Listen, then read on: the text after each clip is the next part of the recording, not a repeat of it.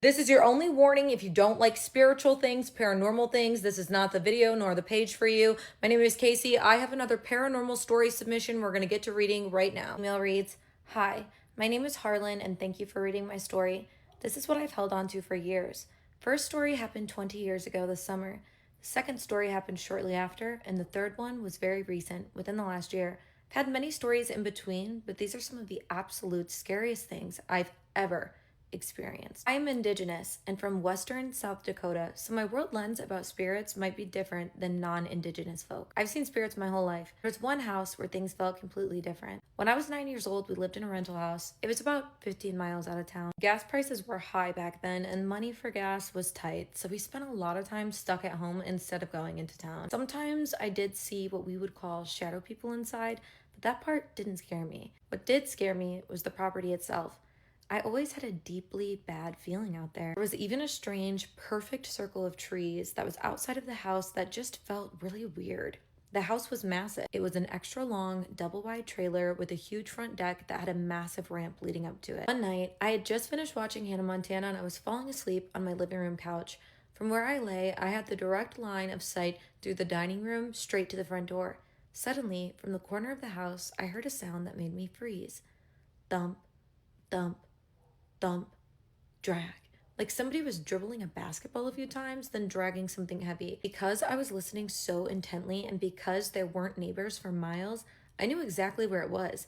I could hear it as it traveled around the trailer. The couch I was lying on was pushed right up against the wall with windows, and as the sound passed by, it felt like there was nothing but a thin layer of siding between me and it. Can't even explain what that felt like. Listened in pure terror as I tracked the sound going completely around the house. Once, twice, and on the third time, I heard it start coming up the ramp. And because of that massive ramp, I could hear the thing coming up the entire way. The sound completely changed on the wood, but it kept that same rhythm.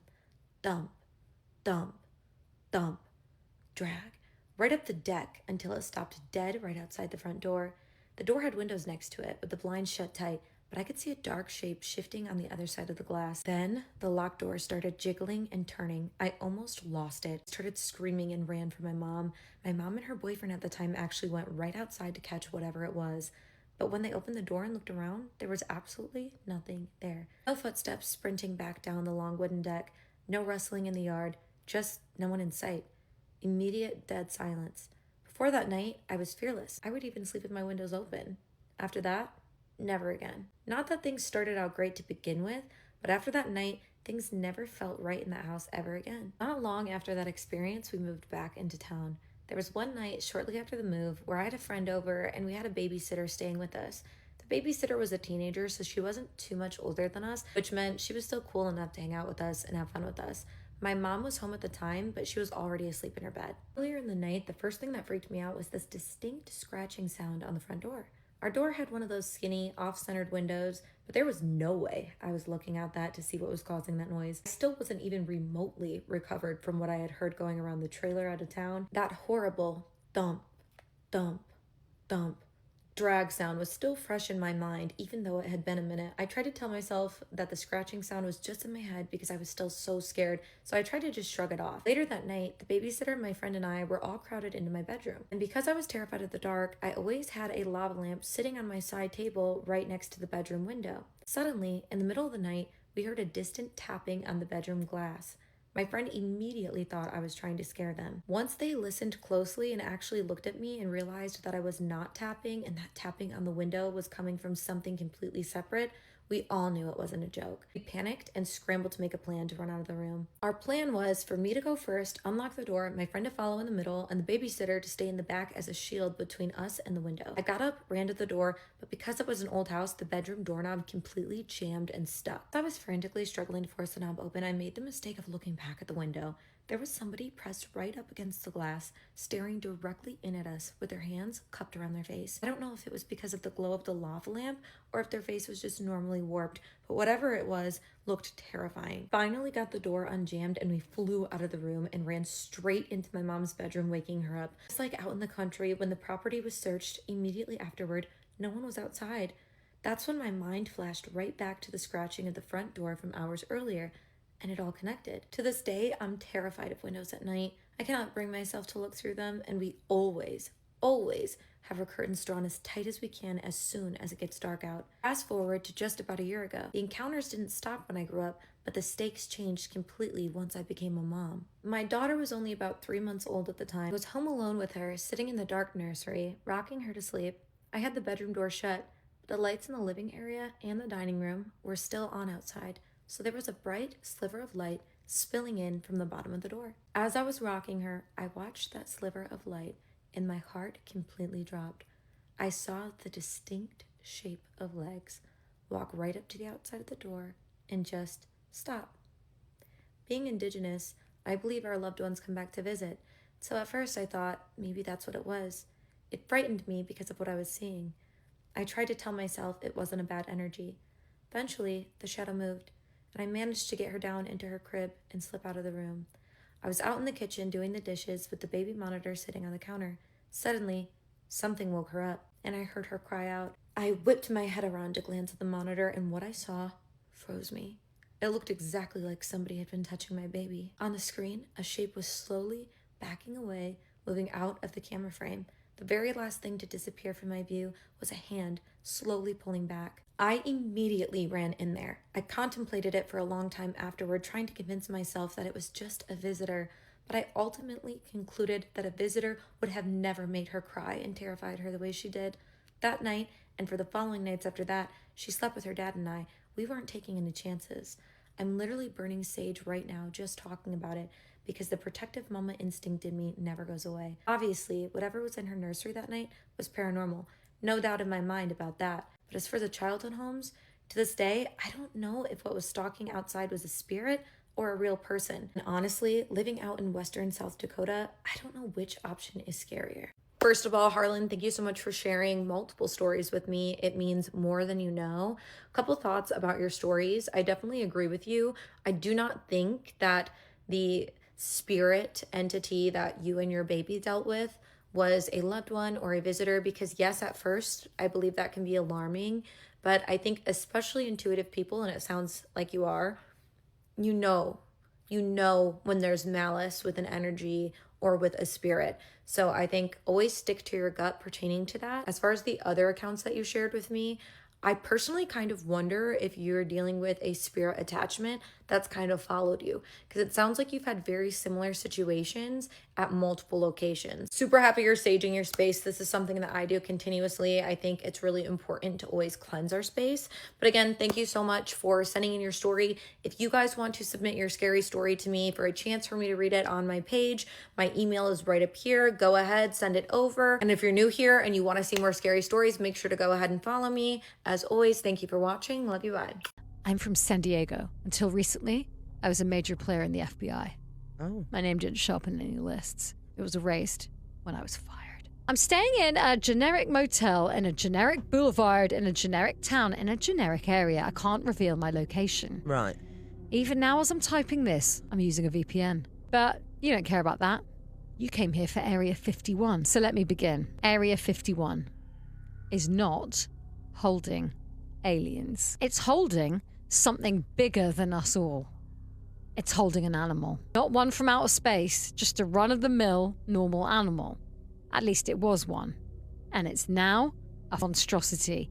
It's now killed 19 people and it almost killed me. It is now a literal dinosaur. Jurassic Park and all that, but I'm not joking. They're holding a dinosaur in Area 51. That's not it. You see, Area 51 is just a cover-up for something bigger. You see, the dinosaur isn't used for war. It's just a scientific marvel. It would be anywhere else in the continental US. So the government had a case to block access to the area. And the area is what matters, not the base. The area is, as of right now, the world's largest and most volatile spirit field. You won't know what a spirit field is, huh? It's essentially a method of communication with the undead. You go there, relax, and communicate with the dead. There's only 5 known ones in the world. The first is under Area 51. The second is smallest is in the pyramids. The third is the largest and is in the Mariana Trench. Where's that? Don't bother searching for it, you'll be terminated. The fourth is absolutely tiny and only just larger than the one in Egypt. It's in Pakistan, within a cave in the Himalayas. Oh. The fifth is an extremely volatile one spread out across England. It's concentrated in a cave and is impossible to find. Literally, it moves. The spirits are friendly, much like all the others. The pyramid ones require watching over, though, as they're quite mischievous. Those are the major discovered ones. There are many more undiscovered fields around the world. If you've ever heard of a haunted area, that means a house is built on a volatile spirit field. But anyway, back to Area 51. The area is the most volatile field in the world and the largest. The volatile ones are usually inhabited by poltergeists or demons, maybe both, but only a few per volatile field. Area 51's field has maybe 11 million spirits, and they're all evil. That means that all of them are fighting to kill us. The spirits usually stick to jump scares and mirrors, moving stuff, tripping us. But one is pure evil and straight from hell, and he says he's the devil's assistant, and I don't doubt it. He's killed 500 of us, all of them violently, and I barely escaped myself. That's when I realised what they're doing with them. They're using them to torture people, criminals. I escaped and headed here.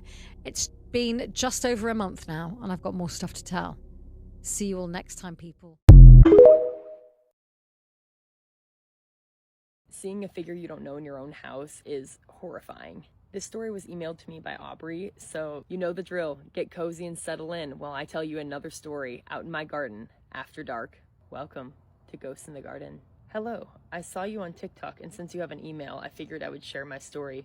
This is technically two small stories in one, but they happened within the same 2 weeks. For some context, I live in West Virginia, and my house and property is right beside a big area full of trees. The first part of the story takes place in my kitchen. I was still in my middle school years, and it was probably around 10 p.m., pure black outside, with the kitchen lights off, except for the one above the sink. I was standing in my kitchen, one headphone in, getting a glass of tea as I was thirsty. My family was all home, but all in other parts of the house, not near the kitchen. There's a window above the sink, which is right next to the fridge. I poured the tea, set the glass right beside my phone on the counter, and put the tea back in the fridge. I remember I didn't see anything in the reflection of the window, and I did not hear anything strange. Once I put the tea back, I grabbed my phone, my other headphone, and my glass, and went to turn around and go back to my room when I saw what I thought was my dad peeking his head out from behind the oven. The house we live in was made years and years ago, so it had one of those old ovens that was placed higher up on the wall. Looking over, I suddenly realized that this was not my dad messing with me. The face was wrong. The figure didn't have glasses on, but my dad always does. Its mouth was almost gone and distorted, and its skin was more pale and almost tinged gray. It just looked wrong. I didn't blink, despite jumping up from seeing it, and the next thing I knew, it was gone. My heart was pounding as I walked back to my room. I don't remember if my dad worked or not that night, but either way, when someone enters the kitchen, you always hear it, especially my dad. But I did not hear or see anything besides this figure. The next part takes place about a week later. I would often get up and get ready around 5 a.m., despite the bus not arriving until about 6:40. I'd go out and just listen to music, wake up, and walk around in circles. I know it's odd, but that's just what I do because I enjoy being outside. That morning was like my usual morning, but the gravel path that I'd usually walk on had a car in it due to a family member leaving it there for a few days. I thought nothing of it and walked around like I usually did, being careful near the car when rounding it because I did not want to fall into the road. One of the times, as I went around the car, I saw something very clearly in the shadow of the car from the porch light. It was a full-body figure, crouched down, fully black with no hair and clothes. It was just sitting there. I jumped and took a step back in fear, and the next thing I knew it was gone as well. I looked all around to see if maybe it was the way I was standing that was making a weird shadow, but nothing worked to create a shape like that. If anyone can tell me what they think these two figures were, I would really appreciate it. Aubrey, I don't know about you, but if that was me, I would have been absolutely terrified. Did anything else beyond these two instances happen? Because seeing two figures in the span of a week is terrifying. If you would like me to read your story, please send it over to me, and I cannot wait to see you guys out here in the dark for the next one. Bye. Thought moving into a historic Salem apartment with my boyfriend and my baby would be cute and normal until my landlord gave me a burlap sack he told me was for protection and told me about a room in the basement that I was never supposed to enter.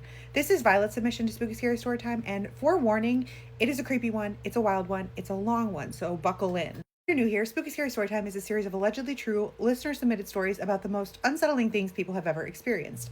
And Violet says her story begins in 2013 when she was in her mid-20s and she was living with her then-boyfriend Raul and their 6-month-old son. And the unit they were renting was part of a triplex. They were renting the middle unit, and above them lived the landlord named Archie, and below them the unit was vacant.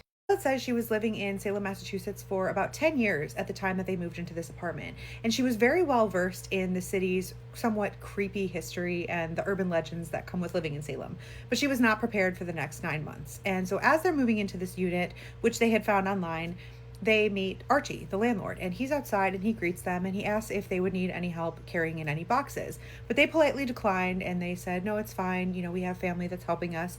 And off he went back to his unit. Had no further interaction with him that day until later that night. The sun had gone down and their family had left from helping them move, and Violet was in her son's nursery soothing him to sleep when she heard a knock at the door. Heard Raoul answer and could hear a brief exchange of voices, but not wanting to leave her son, she waited until her son had fallen asleep to go out into the living room. And she asked Raoul who was at the door, and he said, oh, it was Archie, the landlord. He dropped off a welcome gift. Pushed into a burlap bag on the coffee table, and Violet said, well, what's in it? And he said, I don't know, I haven't looked yet. Violet picked up the bag and noticed that it was very lightweight, and when she looked inside, she found only two things.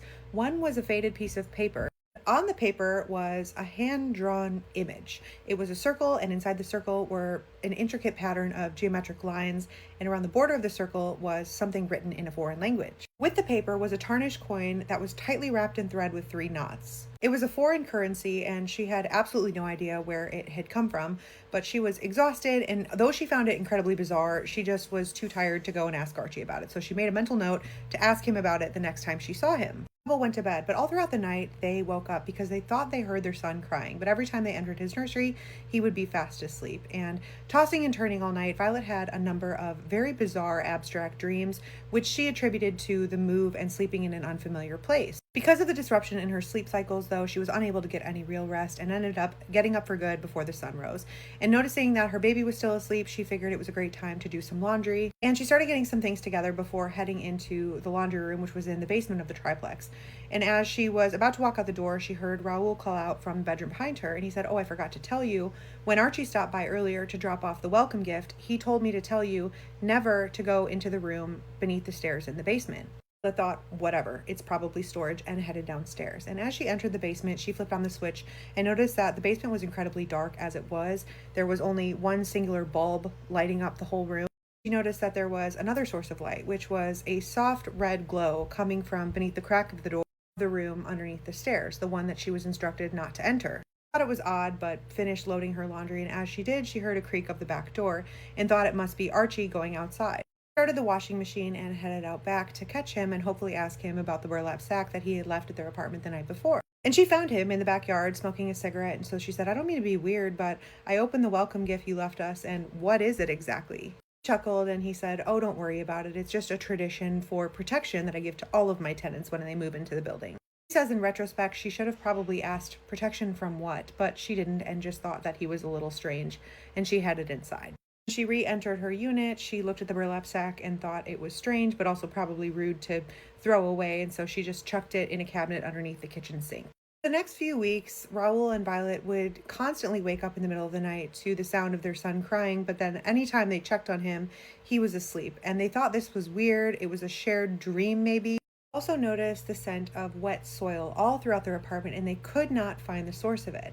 And one morning they woke up and found the burlap sack that had previously been stored underneath the sink back on their coffee table, and this immediately gave Violet the creeps. Neither she nor Raoul admitted to moving it. She decided, because it gave her a bad feeling, that she was going to get rid of it, but she didn't want to throw it in the trash in case Archie found it and was insulted that she threw away his welcome gift. So she put it in her car and waited until she had another opportunity to dispose of it. And one night she drove through some boatyards and thought this was the perfect opportunity, and she threw it over the side of a bridge. And she said, in retrospect, she would never litter in the ocean now, but don't worry because it came back. The night she got rid of it was by far the most terrifying night that she's ever had in her life, because she says as she was cooking dinner, out of her peripheral vision, she caught the sight of someone crouched behind her dining table. For a split second, she caught the sight of a pale forehead and some gray hair. She turned her head, expecting the sight to just be a trick of the light, but she was horrified to see that it didn't move. She could still distinctly see the top of someone's head. With the lighting, though, and because the chairs were all pushed in, she couldn't make out a body behind the table, and so she screamed. Raoul came in from the living room to the dining room and flipped on the light as he did, and as he did, the forehead disappeared. Told him what she saw, but he said it must have just been shadows. But that night, again, she had horrible, abstract dreams and she was ultimately awoken to the sound of their front door violently rattling. She sat up in bed and looked at the clock and noticed that it was just past 3 in the morning, and she woke Raul up and he heard it too. It sounded like someone was trying to break in, and so Raul jumped up and he ran into the living room, but the second he crossed the threshold from the bedroom into the living room, the door stopped rattling. He opened the door and looked out into the hall, but there was no one there, and she says Raul was convinced that it was the wind, but she was convinced that it was Archie. They were both freaked out, but ultimately couldn't do anything else but go back to sleep. And this part of the story, she says, still makes her sick to think about to this day. About an hour or two after going back to bed, Raul and Violet were woken up again to the sound of their son crying, but this time it was for real. They noticed that her bedroom door, which they had closed, was now open, and in the threshold sat their 6-month-old son. He was not walking and unable to get out of his crib on his own at that point, and she had no idea how was now sitting in their doorway screaming his little head off. She picked him up and she could tell that he wasn't hurt, but he was terrified by something. She couldn't come up with any logical explanation as to how her door had opened or how her son was sitting in the middle of the door frame, except for that someone had been in their apartment. That part still disturbed her to this day, but she was afraid that if she were to ask or accuse Archie, she would look insane because he hadn't done anything up until this point that would indicate that he had been in their apartment. But then they noticed that things around their apartment started going missing. And the scratching started, and it sounded like it was coming from the hallway just outside their front door, and at first she was convinced it was rodents. Then, as she listened night after night, she noticed that the scratching was too calculated and followed certain rhythms and patterns. One night, again unable to sleep, she got enough courage to go out to the living room and look through the peephole in the front door to see if she could see what was making that scratching sound. Ahead of her was a wall, and next to the wall was the set of stairs that disappeared behind the wall down to the main entry to the triplex. As she looked at the wall, she started to make out what seemed to be a figure peeking out from behind the wall, staring at her unit. All she could see was a pale forehead, a skinny hand, and part of one eye. As she stared at it, dumbfounded and trying to make out what this thing was, she said it felt oppressive and evil and like a vacuum of misery. Felt like she couldn't breathe, and as she started to hyperventilate, she felt a hand on her back, and she turned around, and there stood Raul, and he also looked horrified. He asked if she was okay and seemed very concerned and confused, and told her that he had just woken up to the sound of her voice, but when he opened his eyes, she wasn't beside him. He said, "I heard you laughing in bed next to me, but then I also heard a male voice." She said, "I wasn't in the bedroom. I was out here and I just saw something outside our front door." And she started to explain what she had seen, but it was around 4 a.m. at this point, and when he looked out, there was nothing there. And so they decided to get their baby and make a makeshift bed in the living room until the morning came. This is part 2 of the room in the basement that my landlord told me never to enter. After Violet saw the creepy figure peeking out at her from the hallway, and Raul complained of waking up to her laughing, the couple decided to make a makeshift bed in their living room and sleep with the lights on until morning came. It was another night of tossing and turning, and she wasn't able to put the creature from the hallway out of her mind. And so around 6 a.m., she just said, "You know what, screw it." And she sat up and decided she was going to make some coffee and get up for the day. But as she sat up, she noticed that the burlap sack that she had thrown off the bridge into the ocean was now sitting back on her coffee table. She was mortified, but now she was angry because this meant that someone absolutely had been in her apartment. And so she ripped the burlap sack open, and inside was the same piece of paper with the strange drawing and the weird foreign coin that was wrapped in thread, but now there was a third object. Also inside the burlap sack was a small jar, and inside the jar was about a tablespoon's worth of black ash. She noticed that the bag, as well as the bag's contents, were completely dry. There was no sign that they had ever been in the ocean. And so now she was sure that this must be a replica bag. And she grabbed it and she stormed upstairs to Archie's apartment. And even though it was 6 in the morning, she was sure that he had something to do with it. And she banged on the door. And the second she started banging on the door, he opened it instantly, like he had been waiting for her. And then she stood there because she said she hadn't planned out what she was going to say, and he just stared at her for a minute, and finally she said, "What did you put in my apartment? Why do you keep putting this bag in my unit?" Archie didn't say anything. He just continued staring at her, and so she got louder, and she said, "You need to explain to me what is going on." She started to shove the burlap sack and its contents into his hands, and she says, "I don't want this thing. Take it back. Whatever it is. I'm not sure what you're trying to pull here." And then he said, "Oh, so you saw it." She said she felt her face go white, and she knew that he must have known about the creature that she saw in the hallway. And then he proceeds to tell her that the burlap sack was from protection from whatever that thing was. She tells him that she threw it in the ocean and it reappeared, and he said, "You should have never gotten rid of it because now that thing got closer to you." This terrified Violet, and then she asked him, well, have you ever come into my apartment? Did you put this back? And he denied ever having entered their unit. Part of her wishes that she had never gone up to his unit, because then she could have kept this creature in her head and kept telling herself that she had imagined it. But now Archie was confirming to her that whatever she saw was real. He told her, just keep it in your apartment, and that thing won't be able to touch you. And then he stopped and seemed to listen to something that she couldn't hear and suddenly rushed her out. He said, you need to go back to your unit now. I'll explain more later, I promise. Violet, still terrified and not knowing what to do, reluctantly took the sack back to her unit and threw it back underneath the kitchen sink. The next several weeks, she looked for Archie in passing. She wanted him to explain what he promised to explain to her about the creature or the protection or whatever explanation he could give her to make her feel better, but he was seldom home. And day after day, things continued to go missing around their unit, and they continued hearing the scratching outside their door at night. Eventually, 6 months went by, and she says she doesn't know how, but she had just sort of gotten used to the scratching and the missing objects. And at this point, she mentioned that she is Indigenous and she grew up on a reservation in Maine. And after about 6 months with no contact from Archie, her cousin, who still lived on the reservation, came to visit. The moment her cousin Bertie walked into their unit, she said, the energy here feels weird. I'm uncomfortable. And Violet said, oh my gosh, if you only knew the half of it. But she didn't feel like getting into it. She didn't want to scare herself by thinking on things that had happened and had come to pass. And the first night Bertie stayed was uneventful. But the second night, Bertie asked, hey, can I go do some laundry? And without thinking, Violet says, yeah, the laundry room's in the basement. Sometime later, Bertie comes upstairs and her eyes are all wide and she's like, I just talked to your creepy neighbor in the basement. Like, man, what a trip that guy is. Thinking Bertie must mean Archie, Violet's like, oh my gosh, yeah, he's like a trip, right? And she's like, yeah, he looks ancient. And he was just sitting there saying he was keeping watch. And Violet's stomach dropped and she's like, what are you talking about? Ancient was not a word that she would use to describe Archie. So she's like, wait, who did you talk to? And Bertie's like, the guy that lives in the unit below the stairs. Violet's like, what guy that lives in the room underneath the stairs? And she's like, yeah, I walked down there and the door was open and he was just sitting in the middle of a circle of candles. Bertie said that there was a large symbol drawn on the floor, and when she asked what the man was doing, he just said, keeping watch. Bertie was apparently so freaked out by the whole thing that she had said, oh, I gotta go back upstairs now and talk to my cousin. And that's when she returned to the unit. And so both girls rushed downstairs and they found the room with the door open. Now all the candles had been put out and were smoldering like someone had just left. And underneath the candle circle on the floor was the same sigil that was drawn onto the piece of paper that Archie had left in the burlap sack in Violet's unit. At this point, Violet said she was completely freaked out and wanted to move out immediately, but their financial situation did not allow them to just pick up and move. So she waited until she saw Archie so she could ask him if he had maybe a friend that was staying in the unit downstairs, but it was another week before she crossed paths with him. She finally saw him, she asked, and he immediately said, why? And she said, oh, well, my cousin was in the basement and she came across a man who was sitting inside of a candle circle and she had a little strange interaction with him. And Archie became irate.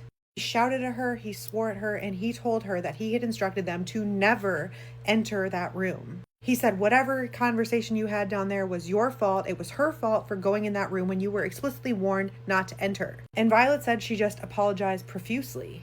And when she did, she said that he shot her a look that she still remembers. It was like the way a shark looks at prey. It actually scared her and made her afraid of him. And after that, she started hearing the scratching at night more aggressively outside their door. The scratching seemed to move, and it stopped being just outside their unit, and they started hearing it throughout their unit. It was in their son's room, it was in their bedroom, and she began to think of ways that she could handle this. And finally, she decided that she was going to take the burlap sack to a magic store in downtown Salem. The store was reputable as far as she knew, and they claimed to sell things related to magic and to spells and to protection. And even though she didn't really know much about it, she wanted to go there with the burlap sack and the items inside to see if they could offer her any explanation. She walked in and saw that there was only one man who was working in the store, and he seemed older, and he listened to her as she told him about everything they had been experiencing. And he said, well, let me see the sack. And he opened it up and he said, oh, this isn't protection. He says this is a domiciliation rite, and he begins to tell her that there are some documented traditions in Europe of house spirits or domestic entities that are tied to places, not to people. And this thing that she had, this was not about summoning that entity, this was about feeding it. And he shakes his head and he says, this protection charm is not protecting you, it's protecting the house from losing you. Then tells her that she is unable to break a binding like that, but she is able to relocate it. He told her that the entity was tied to the house and the structure itself, not to the piece of paper or what was in the bag. And he said the way that you would relocate something like this is you would have to find the exact piece of the structure that it was tied to. So that could be a brick or a nail or a piece of the foundation. As far as the ash in the jar went, he said he wasn't sure, but suggested that maybe it was related to the previous tenants and said that they should try to track them down and figure out why they left. For the coin, he told her to bury it somewhere unclaimed, and as far as the sigil went, he told her to add ink to it. He said if she was unable to locate the old tenant, that she should scatter the ashes in running water, and so she did all of that. She added ink to the sigil, she buried the coin in the woods, and she sprinkled the ash in a river in New Hampshire. After all of this, she called her dad and begged him to let her, Raul, and their baby come and stay. And he said, of course you can come and stay. And once they got settled into his house, she explained everything that had been going on. But she said her dad is a skeptic. He believed that Archie had been breaking into the apartment and that Archie had moved their son from his crib into the doorway, that he must have been dressed up and the person peeking around the corner in the hallway, and that he must have known the man in the basement. As far as the thing that peeked at her over the dining table, he said that must have just been a trick of the light and her nerves playing games with her mind. Still, though, all of that was explanation enough for her dad to be convinced to let Violet and her family move in with him permanently, and he went along with them back to the unit so that they could finish packing their things and move out. They were packing up their things. Her dad found scratches in the hallway walls that Violet had never noticed before, and then they noticed that Archie had come out of his unit and was silently watching them pack up their stuff. Violet's dad said he was going to go have a word with him, and she begged him not to because she didn't want to make it weird, but her dad ignored her and marched off to talk to Archie. But as soon as he started talking to Archie, Archie started whistling and retreated back into his unit like he didn't hear a single word. He says they eventually returned their keys through the mailbox in Archie's unit and never saw or heard from him again. They paid their last month's rent through check by mail. And while she wishes she had done more research on the previous tenants, she'll never know what truly was in that house. Whether Archie was in there playing psychological games or whether he was truly channeling something dark, she doesn't care and she's happy to be out of there. What do you think? Let her know your thoughts. She'll be seeing the comments. And if you have a spooky, scary story you think no one would believe, something crazy, or that still bothers you to this day, please send it in. We would love to hear it. All right, I haven't done this in a while, but we're going to do mini creepy story time. And for those of you who are not familiar, it's where I tell 3 bite-sized stories that aren't quite long enough to fill out a full post, but they're too cool to skip. So some of these come from followers and other comes from the comments, and we're going to get into it right now. Mini creepy story time number 1. This one actually kind of reminds me a little bit of those Mandela effects. This first story comes from one of my followers from Johannesburg, South Africa. And I'm not sure if she wants to remain anonymous or not. I didn't have time to ask, so we're going to call her A for the story. So when she saw on TV the release of the movie Honey Don't, she noticed on the cover of that ad that the main character, the main actor, was Benedict Cumberbatch and a lady. So she remembers having a long conversation with her sister about it because they both really like his acting. So they agreed that they're going to see this movie. Fast forward to about last week,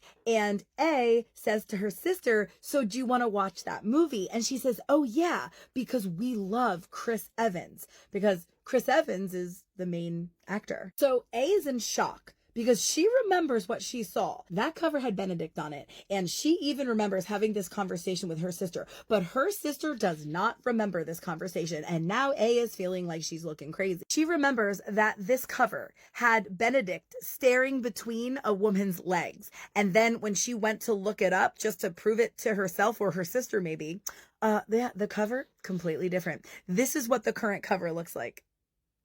Surely not with Benedict on there. She even went and checked the names of all the rest of the characters in the movie, and yeah, no Benedict on there at all, just Chris Evans. She says, I'm feeling a bit crazy over here. All right, let her know your thoughts on that one. Mini creepy story time number 2. So my follower named Allie sent this story in, and it's kind of like a 2-for-1. There's 2 stories involved in this one. So for the first story, her cousin had purchased her a little bag for Christmas, and she said it was pretty small, only really large enough to hold her phone, and she says she's used it multiple times. This bag also had a little pouch on it where she kept some little things inside. So one day she grabs her lip gloss and some tissues and she goes to put it in that little pouch along with the other things inside.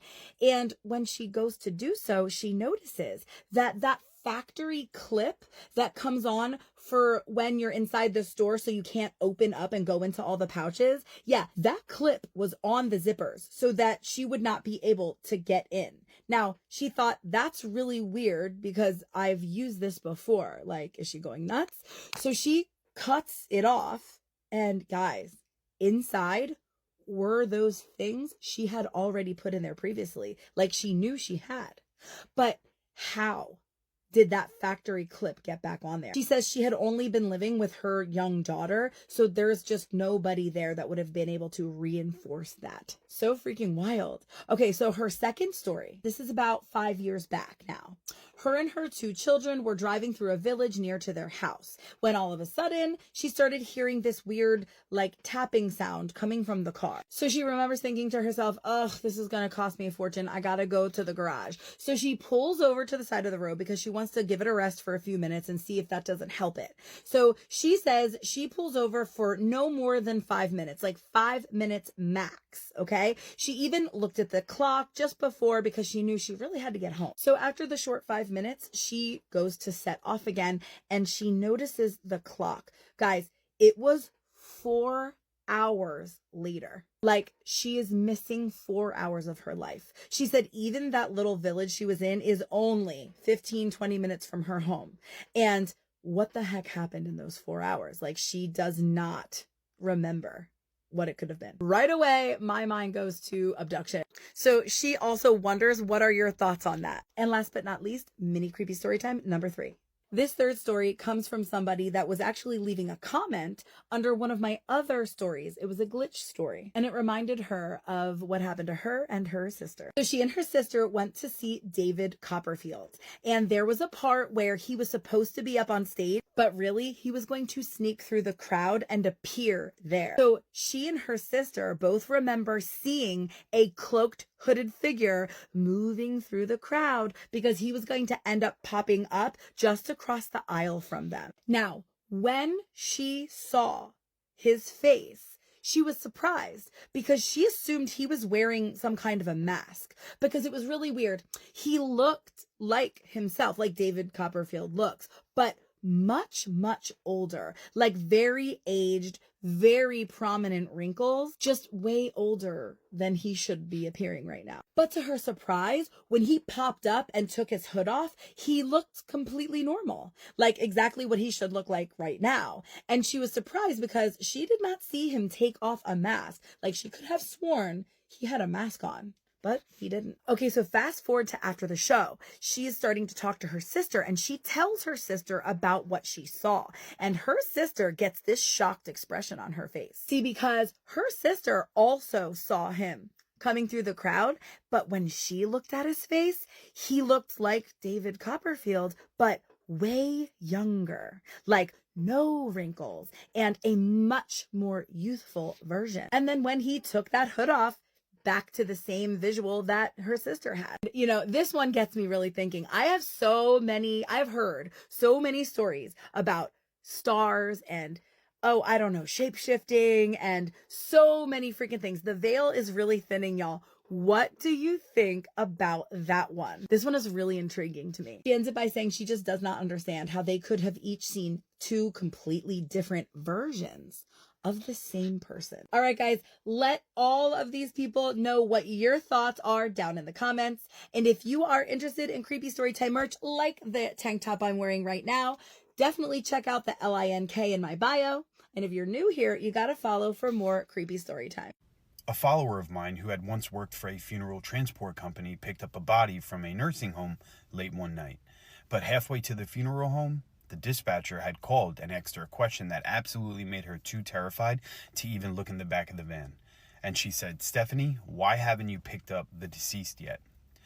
This story was sent to me by a follower named Stephanie, and she used to work for a funeral transport company in northern Michigan. And she told me that there was just this one night on the job that absolutely disturbed her so bad that she never looked at the back of the van ever again, and it is actually the reason why she left this line of work altogether. Late one night, Stephanie was sent to a nursing home to pick up someone who had recently passed away, and it was sometime after midnight when she had arrived. And, the nursing home was quiet. Most of the lights were dimmed. There wasn't really anybody walking around except, there was this one man who met her at one of the side entrances that was used for this type of situation. Stephanie assumed that he was a night shift employee. He didn't say much to her. He simply just led her down a long hallway toward a private room where an elderly woman was lying beneath a white sheet. And everything appeared completely as normal, right? Law enforcement had came and went. They did their report. EMS was already wrapping up and they were outside ready to leave. So now it was her turn to do her job. Stephanie checked the information that she had been given and she prepared the woman for transport. Carefully moved her onto the stretcher and wheeled her through the silent hallways toward the exit. The man who had led her inside the building originally just opened up the door for her as she left, and Stephanie thanked him politely, but he didn't respond. He didn't even say anything. He just stood in the doorway watching as she loaded the stretcher into the back of the van. And then she drove away. So the funeral home was about 40 minutes, give or take, from the nursing facility.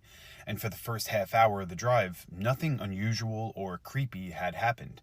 It was just Stephanie, an empty road, and the quiet hum of the van's engine. Until her phone rang, and it was dispatch. Stephanie had answered and, expecting a routine question like, hey, everything okay? Everything's going all right? Instead, the dispatcher sounded very confused and a little concerned. She's like, "Where are you?" And Stephanie told her that she was already halfway to the funeral home and, everything was going, good according to plan, whatever. And there was just silence on the other end. Then dispatch had asked her a question that made her grip the steering wheel like that white knuckle grip. And she's like, "What do you mean you're halfway there?"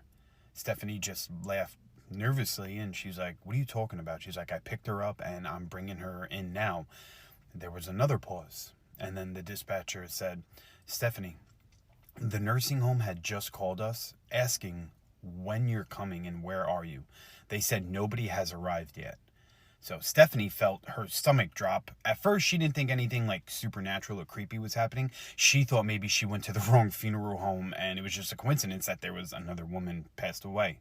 So she told dispatch that there had to be some kind of mistake and she had gone to the address and someone had let her in there and she had entered the room and she had picked up the deceased woman. And right now, there was a body lying in the back of her van. That she knew for a fact. The dispatcher immediately told Stephanie to pull over and to assess the situation, but Stephanie didn't. She couldn't explain why, but she said the idea of stopping on a dark, empty road with whatever was behind her seemed far worse than continuing to drive. Then dispatch had asked her to confirm the name of the woman that she'd picked up, and Stephanie gave it to her. Again, there was silence on the other end. And the dispatcher just said, "That's not the name of the woman that we're supposed to be transporting." And Stephanie stopped breathing out of fear. And for the first time since leaving the nursing home, she looked into the rearview mirror. And of course, she didn't see, inside to the back of the van. But now she was painfully aware of what was there, or at least what she thought was there.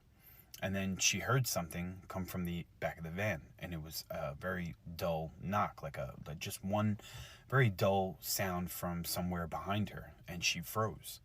And a few seconds had passed, and then it came again. There was another knock, and she told herself that, maybe it was the stretcher shifting in the back, a piece of equipment moving as the van was, driving over the road. Anything but what her mind was telling her or what her imagination was doing to her. And then there were 3 consecutive knocks. They were very slow, very deliberate, and it was just a knock, knock, knock. Stephanie didn't stop the van. Of course, she drove straight to the funeral home, and there were 2 employees who were already outside waiting for her arrival. The moment that she pulled in, she jumped from the driver's seat and she told them everything that had happened from beginning to end, right? The phone call, the wrong name, the knocking, everything. One of the employees approached the back of the van and opened the doors. And the stretcher was there, and the white sheet was still covering the deceased woman. But when they pulled it back, Stephanie didn't recognize that the woman underneath it, because this wasn't the elderly woman that she remembered picking up from the nursing home. She looked completely different. and they contacted the facility immediately, thinking there was some type of mistake, if that was possible, but they were trying to rationalize it. And according to Stephanie, the staff insisted on two things. First, the woman that they had originally called about was still lying in her room and waiting to be transported. And the second thing was that no man matching the description that Stephanie gave them had been working that night or working there at all. They have they are not aware of any man to that description that has ever worked there. Stephanie never found out who let her into the building. She never learned the identity of the woman that she did end up transporting, and she never found out why dispatch had no record of her being sent there when she arrived. But what disturbed her the most was something that she didn't tell anyone until much later. And when she was driving down that empty road just before dispatch had called, Stephanie could have sworn that she heard something from the back of the van. And it wasn't the knocking, and it wasn't the stretcher moving, it wasn't any of the equipment, it was nothing like that. But she swears that she heard a woman's voice, very faintly from beneath the sheet, whisper, "Wrong one." Let me know what you guys think in the comments. I just learned something really surprising about my mother. I always held suspicion that my mother was different from the rest of us, but could never put a finger on the reason, and rumors abounded throughout our extended family, but they were just whispers in dark corners. It was no secret that she kept different hours from us, never shared in our meals, and didn't partake in family outings, but since I grew up with these habits, they were never strange to me. I love my mom, and I generally wrote her behavior off as shyness or embarrassment at our habits, because we can be a rowdy bunch, especially at meal times, full of crass jokes and poor table manners, and my father was good with it, so I figured it was okay. As I grew older, I understood that some people were introverts, and this label seemed to fit her like a glove. You know, she was never comfortable at parties, even though my father insisted on them. We had at least one family over every month when our countless aunts, uncles, grandparents, great-grandparents weren't visiting. And look, I come from a long line of social people, so I suppose my mother's behavior was odd when considered with the rest. And it wasn't until one of our monthly dinner parties a few weeks ago that it hit me. My father had invited over the Johnsons, who were a family of 5 that lived on the Lower East Side. The parental unit was typical for the area, and the father shared my father's sense of rude wit. The kids were pleasant enough, I guess. We had little in common, but it wasn't really much concern. The mother was obviously very affectionate and concerned about her children's well-being. Like, she embraced them tightly and was very passionate in expressing her feelings about them. It was really hard, actually, for my siblings and I to get them away from her. They practically were, like, clinging to her side. My mother was present through the entire event at the insistence of my father. Said, "You're part of the family, Clarissa, so you should participate," I had overheard him say to her through the kitchen door. She was practically in tears, but she just came out and stood by the doorway and avoided the glances from our guests. She must have been pretending that she couldn't hear them, because she didn't respond when they addressed her loudly on multiple occasions. "Call the police," they would say. "They can't have our children," they would claim. And of course, like all of their predecessors, they inevitably called out, "Help! Somebody please help us!" But then, for one split second, my mother looked up and locked eyes with the other mother. I saw in her expression something that's taken weeks of research and discovery to comprehend, as I've had no experience with this in my life. Pity and remorse. Then, unable to handle the carnage any longer, she just disappeared back into the kitchen. How have I not noticed? She's human. On the night of January 28th, 1393, 6 shaggy-haired, wild-looking men trudged into the Great Hall of the Hôtel Saint-Paul in Paris. These 6 hommes sauvages were the grand visual centerpiece of a lavish masquerade ball that was being held for the French king and his court. Numbering among the men was the king himself, though it would have been difficult to tell which one he was. Like the others, his identity was obscured by a mass of linen, flax fibers, and resin, materials that gave the costumes the visual effect of a wild creature of the woods. Thus began a night of horror that history would remember as the Bal des Ardents, the Ball of the Burning Men. Welcome back to Historical Horror. To fully appreciate what happened at the Bal des Ardents, you have to understand the specific political and psychological weight of that January night in 1393. The king beneath the costume was the then 24-year-old Charles VI, known to history as Charles the Mad. His father, Charles V, had spent his reign carefully rebuilding French royal power after the catastrophic early phase of the Hundred Years' War. By the time he died in 1380, Charles V had managed to reclaim much of the territory the English had conquered in the preceding decades. An exhausted France was thus in a state of tentative but hopeful recovery when young Charles VI ascended to the throne at the age of 12, under the regency rule of his four powerful uncles. Throughout his minority and even well into his early 20s, Charles VI proved to be a reasonably competent and promising young king. It wasn't until he reached the age of 24 that he began to show signs of the devastating mental illness that would overshadow his reign. His first episode of delirium occurred in August of 1392. While leading an expedition against the Duchy of Brittany, Charles began behaving erratically. The royal army was just outside of Le Mans when something in his mind snapped. Suddenly believing he was surrounded by enemies, Charles drew his sword on his own retinue. In the midst of his delirious fury, he killed 4 of his own knights before his brother, his chamberlain, and others at last managed to physically restrain him. He was tied down to prevent him from harming himself or others, and promptly fell into a comatose state that lasted for 4 days. Over the following weeks, Charles's mind gradually cleared, but the damage had been done. It was now widely known that the young king who ruled the wealthiest and most powerful kingdom in Western Europe was subject to bouts of severe psychosis, the duration and severity of which were entirely unpredictable. The court's response to this was to try to keep the king's spirits high. For the next several months, Charles's wife, Queen Isabeau of Bavaria, his 20-year-old brother, Louis, Duke of Orleans, and others of his courtiers organized a series of lavish entertainments, surrounding the king with festivities and distractions and celebrations that might, in the fragile logic of the moment, keep the darkness at bay.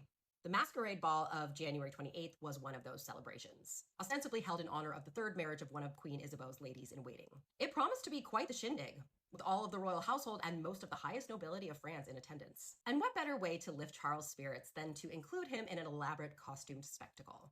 The idea, according to most chroniclers, came from a courtier named Huguet de Guisset. A group of young, strapping noblemen would dress as hommes sauvages, aka wild men, a common medieval European archetype of the untamed forest dweller, and perform for the court. The costumes were meticulously constructed, made primarily of linen that had been coated in resin.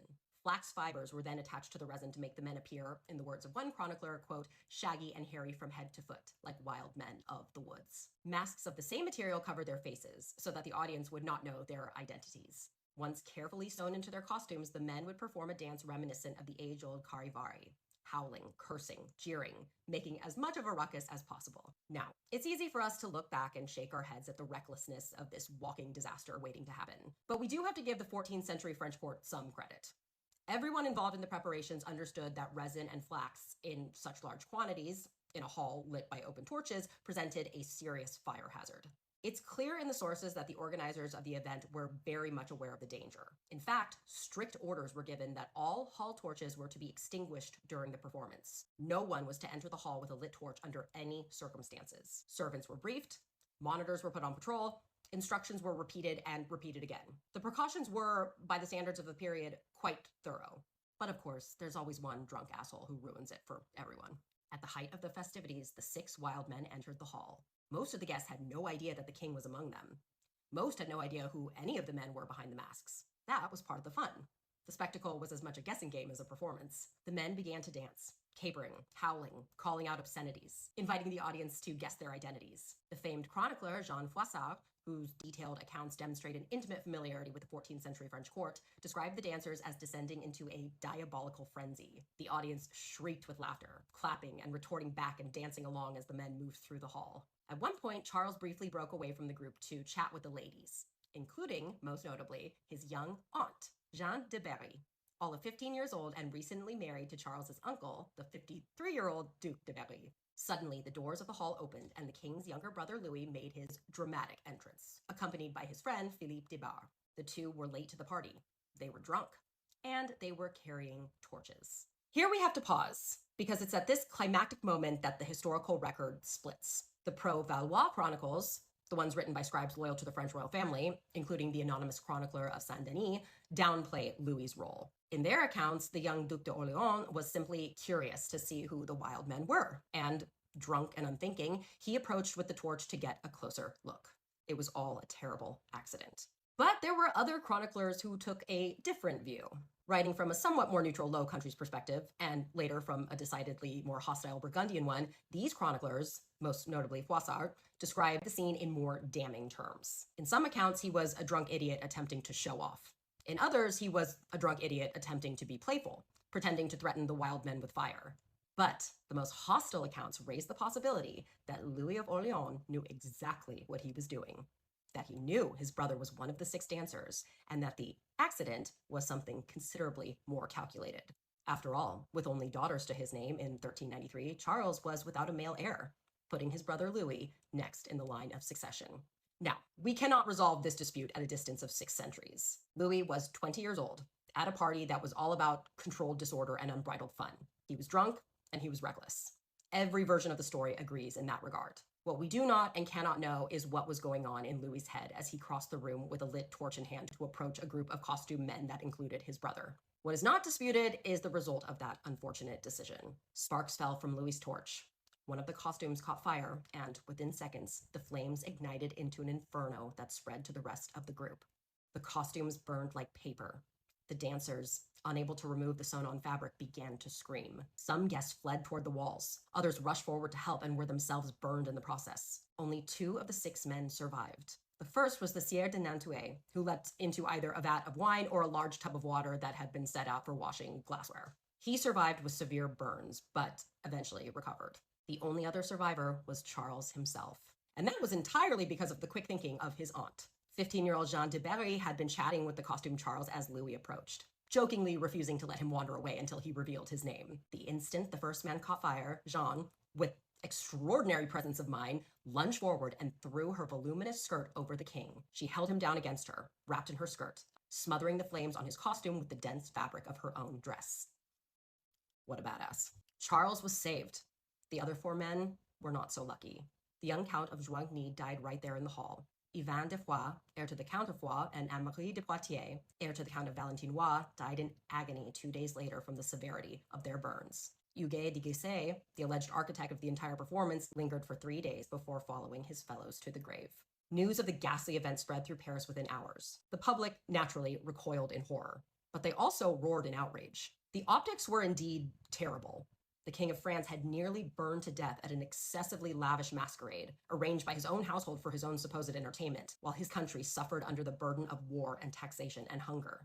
Contemporary chroniclers report that the citizens of Paris were on the verge of open revolt. Sermons were preached against the decadence of the courtly elite, and the public loudly called for the deposition of the king's advisors. The event was interpreted, in the moral idiom of the period, as divine judgment on a court that had lost its way. With public opinion having turned so catastrophically against them, Charles VI and his household were impelled to perform public penance, riding through the streets of Paris in penitential robes and walking barefoot to the Cathedral of Notre Dame. He and Louis both made ostentatious donations to the poor, funding church construction projects and commissioning prayers and masses to demonstrate their contrition. The Bal des Ardents is often told as a sort of slapstick tragedy, a story about distasteful excess, about drunken aristocrats in flammable costumes, all culminating in an absurdly close call for the King of France. And while those are indeed its most memorable elements, the story at its deepest core is really about something else. 6 months before that January night, Charles VI had experienced the first psychotic episode of his life. He had killed his own knights while in the grip of a delusion he could not control. He had spent the following months in a slow, uncertain recovery, never sure when the next episode would come on, never sure whether his mind was fully his again. We can only imagine the fragility of that psychological reality. We can only imagine how much worse it became after that traumatic night of January 28th. Charles VI would live for another 29 years that would be defined by increasingly severe episodes of psychosis. The Bal des Ardents was, in a sense, the first chapter of that decades-long story of a reign darkened by mental illness. Many scholars now believe that Charles was suffering from a form of paranoid schizophrenia.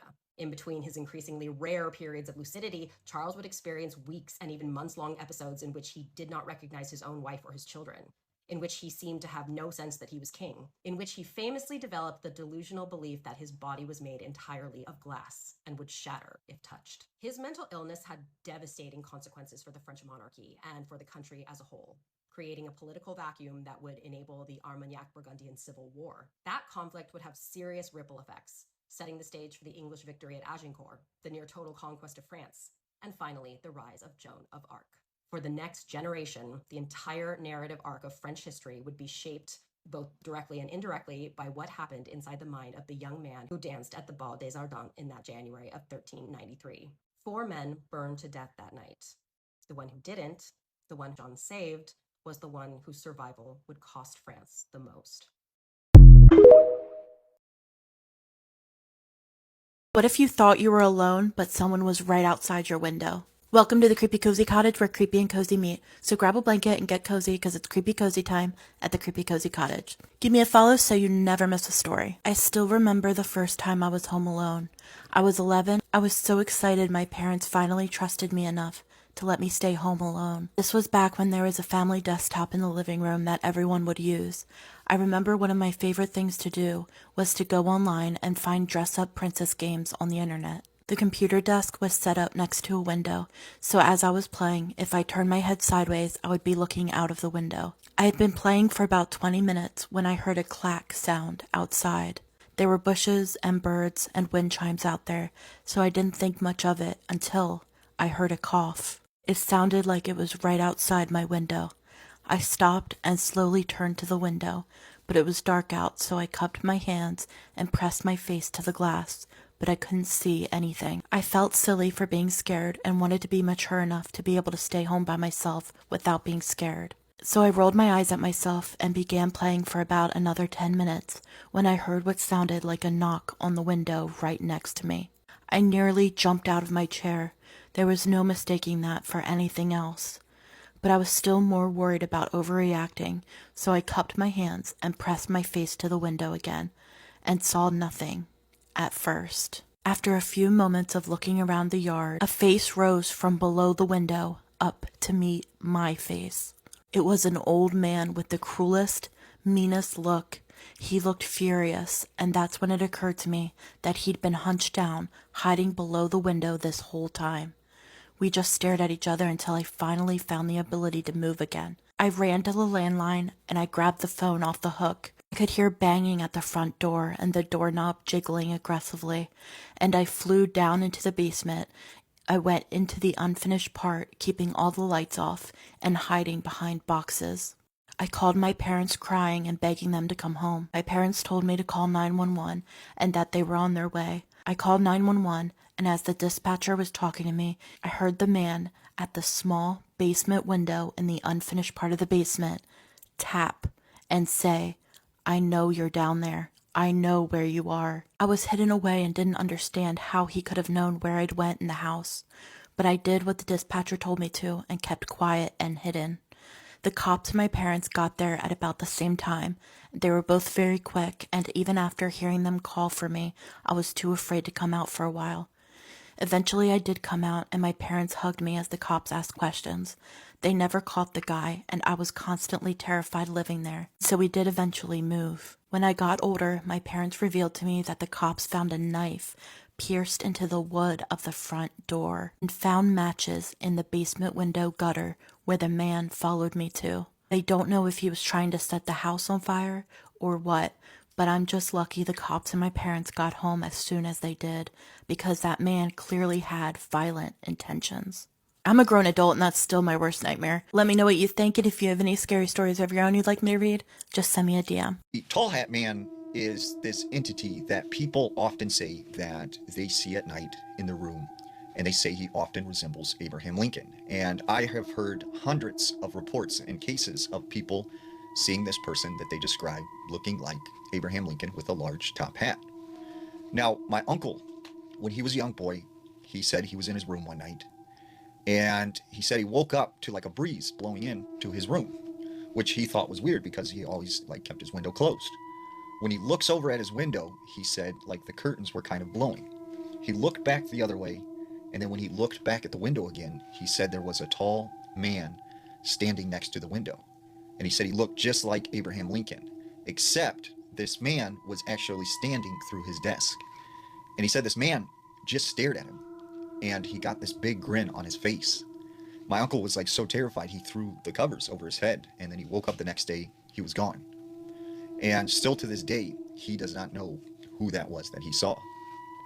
This next story comes out of Virginia. There was this woman. She said that she had went to her grandmother's house when she was younger to stay for a couple weeks. And she said when she would go to her grandma's, she didn't have an extra bedroom, so she would have to sleep out on the couch. So that night, she said, she got ready to go to bed. And like she, went and laid down on the couch. And she said all of a sudden she was awoken to the sound of her grandma talking in her sleep from her bedroom. And she said she goes to her bedroom and she hears her grandma saying, "He's coming, he's coming. No, he's coming." And she is like, "Grandma, you okay? Grandma, you okay?" Her grandma, was just sleeping. So she's like, she must be having a bad dream or whatever. She goes back to her couch, she lays down, and she said, she finally fell asleep. Well, she has this dream. And she says in this dream, she is outside of the house, which happens to be near the woods. And she starts walking through the woods. And she says as she's walking through the woods, she keeps hearing someone chanting, "He's coming, he's coming." And she said it just kept getting louder and louder. And she said all of a sudden she found herself back at her grandma's house. She goes up to the back door, and she said she walked inside to the living room. And she said she could see a man standing next to her on the couch, dressed like Abraham Lincoln with this big, tall top hat. And she said he was just staring at her. She woke up immediately after this, and she said she looked around the room. She didn't see anything. She said the next day, in the morning, her grandma tells her, "I had the craziest dream." And she said, "Well, what's that, Grandma?" She said, "I dreamt that some man was staring at you on the couch in this tall black hat." This is a story out of Nashville, Tennessee. There was a man named Will, and he said when he was 13 years old, his parents left him home alone. Well, he had been home alone many times before, and he never had any problems. But his parents had always told him, if anyone ever comes to the door, do not answer. Well, this particular night, he's playing some video games when all of a sudden he gets a knock at the door. And he's like, who could be at my house like this late at night? He hears the knock again. Boom, boom, boom. So he goes downstairs and he's kind of like, well, I can't open. My parents said not to open the door. This is like really weird because I've never had anyone knock at the door when I was home alone. Well, he says through the door, "Hey, who's there?" And he hears this young girl's voice respond, "Hey, please, can you let me in? I need help. There's been a car accident and my boyfriend's hurt badly." And he said, like, at first he thought, oh, it's just some young girl that needs help. But he said something seemed off about her voice. It sounded almost like a recording. And he's like, I'm not supposed to let anyone in. I'm not supposed to let anybody in the house. I'm alone. And once again, boom, boom, boom. Please let me in. I need help. And he's like, look, I don't think I can do that. I can call 911 for you. And the girl responds no, you have to let me in right now. Please. I need you to let me in. And he's like, no, I can't do that. I'm sorry. I can't let you in. And she's like, please, you don't understand. There's a really bad accident and I need help. My boyfriend's hurt. And he's like, well, did your boyfriend have a phone or, don't you have a phone? And she's like, no, he's hurt right now. Please just let me in. Come on right now. Open the door. And he's like, no, I can't do it. You're going to have to go somewhere else. And he said all of a sudden, he hears the handle start jiggling on the door, like someone is trying to turn the knob and come in. And so he yells, I'm going to call the police if you don't leave. Stop jiggling the handle. And he said all of a sudden it stopped. But then the next thing he knows, he hears a loud thud up against the door, like something's hitting the door and trying to knock it open. So he runs off immediately and he grabs a phone and he calls 911.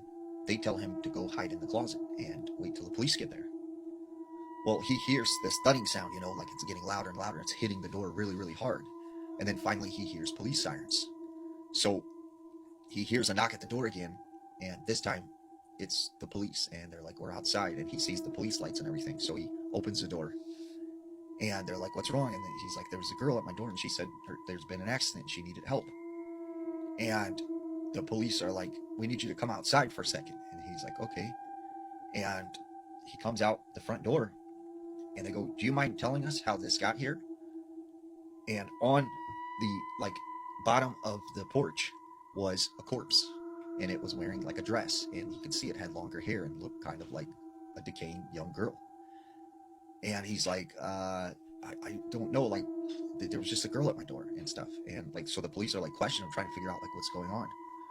Well, eventually they figured out that this body like came from the cemetery, and somehow the grave was like dug up, and it had managed to somehow get on his porch.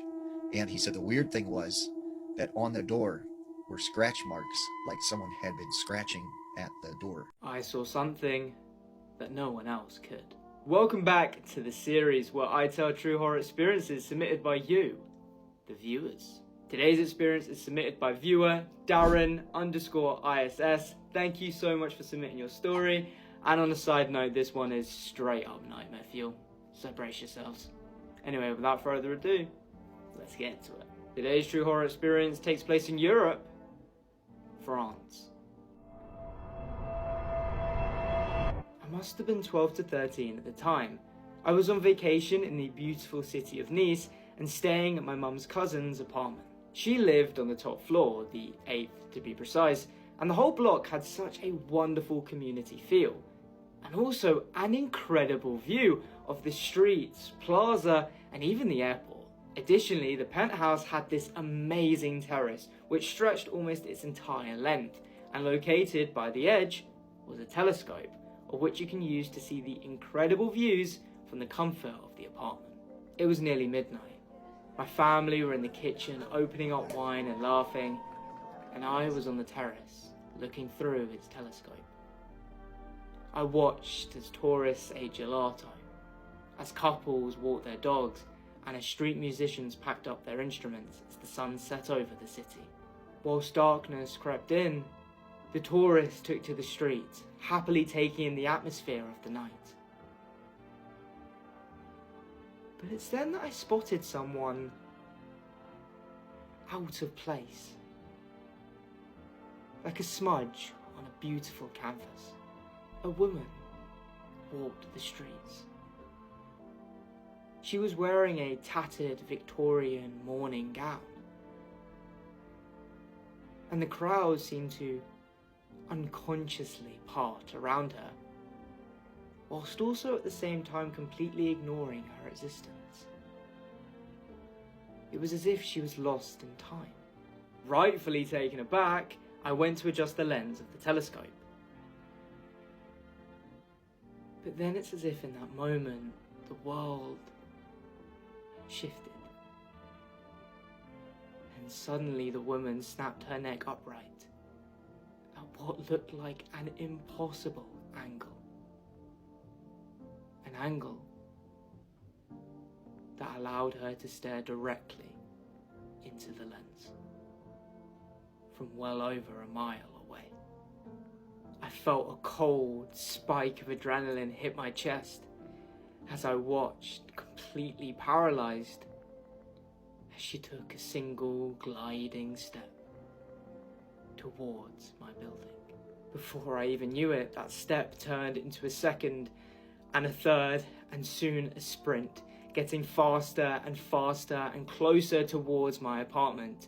I scrambled backwards, nearly falling to the ground, gasping for air. My mother, clearly hearing the commotion from the kitchen, called out to me, asking if everything was okay. But before I could even answer, the heavy oak front door of the apartment started to rattle. We were on the highest, most secure floor, of which you needed 3 different key fobs to gain access to, and yet here was someone knocking on the door. Could it have been her?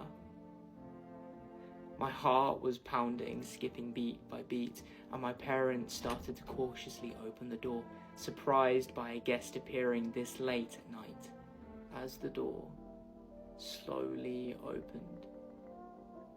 It revealed a neighbour, Janice, a sweet old lady who had just been locked out of her apartment.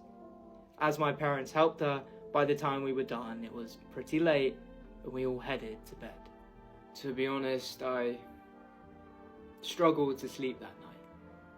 I couldn't shake the image of the woman's watchful eyes as she stared through the lens of the telescope. It was 2:47 a.m.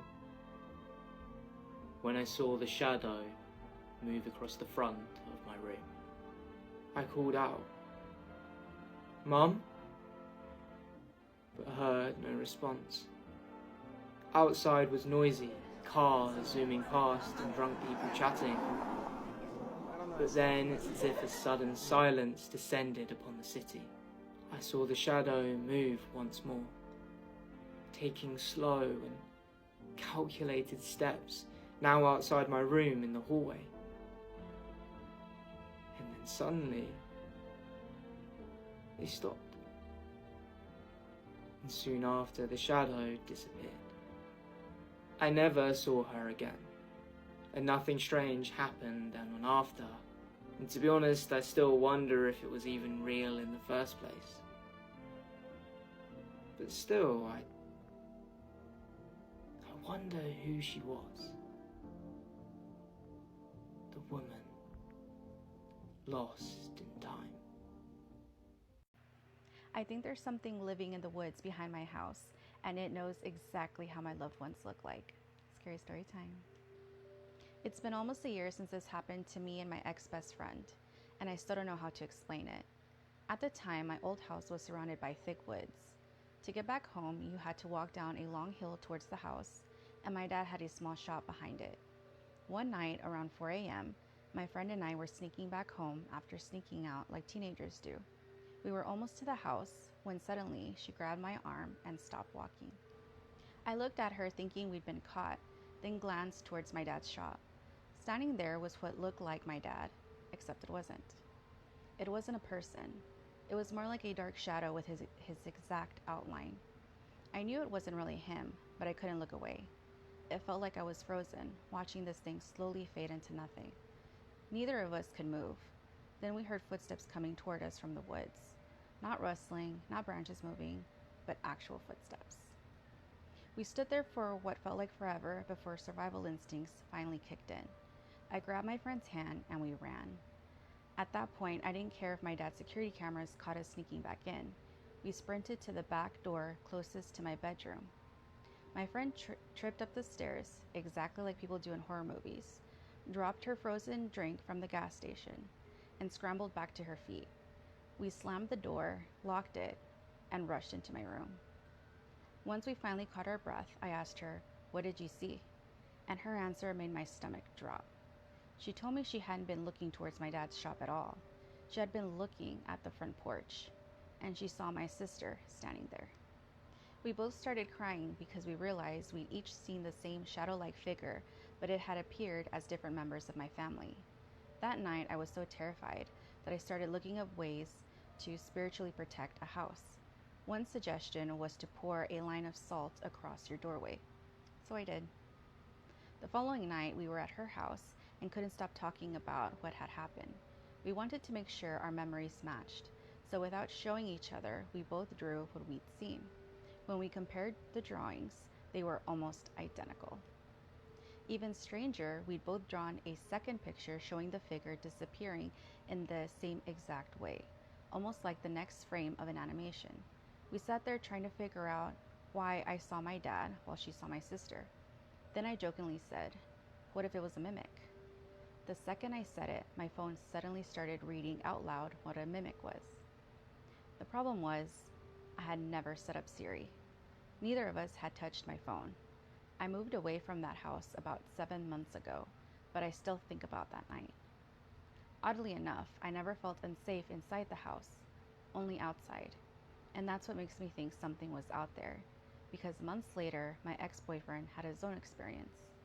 One night, he was waiting outside while I was packing a bag inside the house. When I finally walked out, he looked completely shaken. He told me he had just watched me run past his truck. The only problem was, I had never left the house. He looked at me and said, "We need to get out of here." And to this day, I still wonder what we actually saw standing out there that night. And that's the end of the story.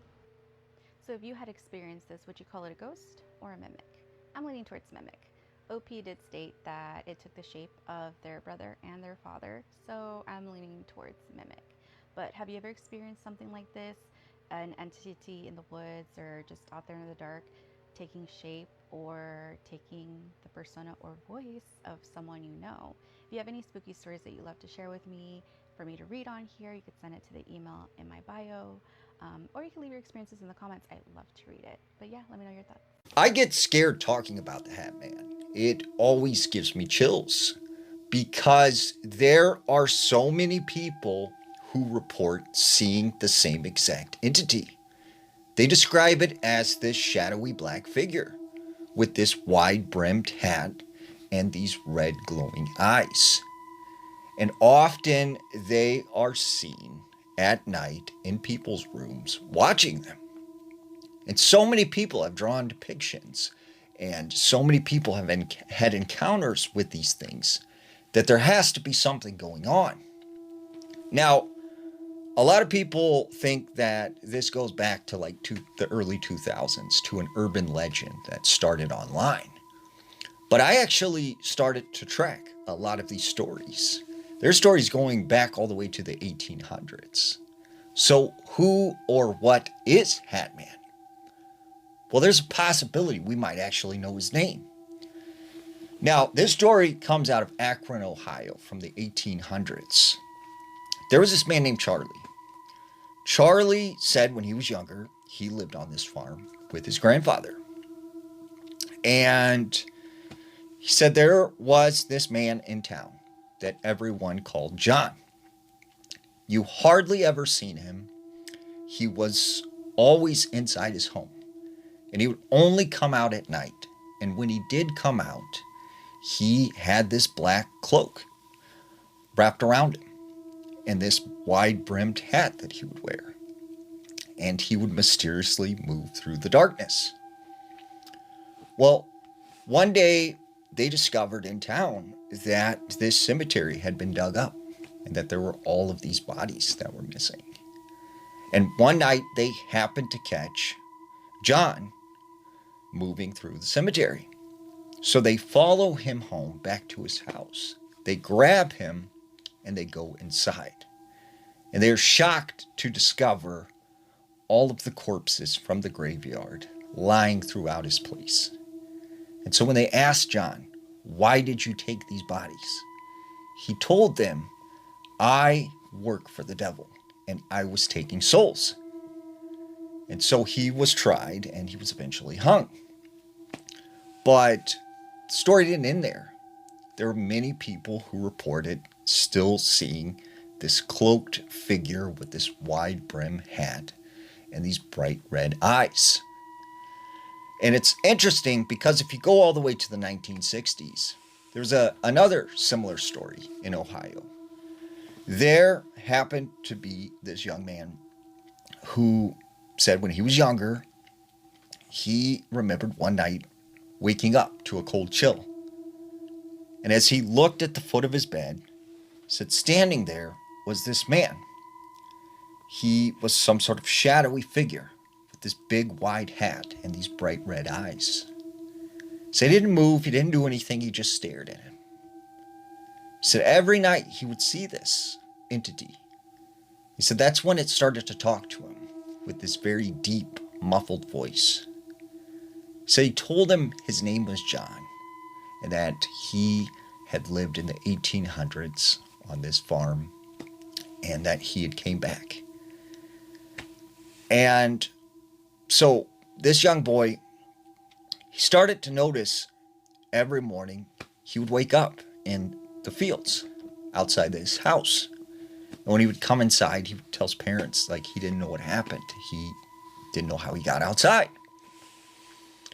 His parents at the time, they thought maybe he had this active imagination and he was sleepwalking. So he said many years passed and he grew older. And he said this one summer he came home. Well, at this time, his parents had another child, and it was around 13.